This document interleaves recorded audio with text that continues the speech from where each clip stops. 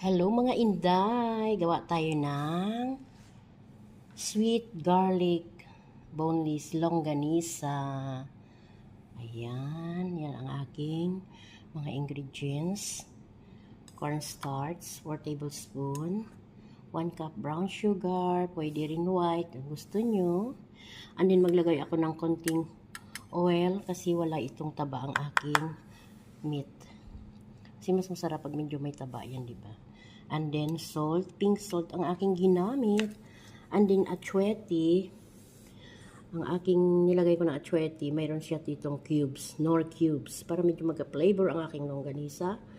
Ayan, nilagay ko yung achuete dyan. Ito, mamasitas, achuete. And then 2 tablespoon oyster sauce, smoked paprika, 2 tablespoon, 3 tablespoon soy sauce,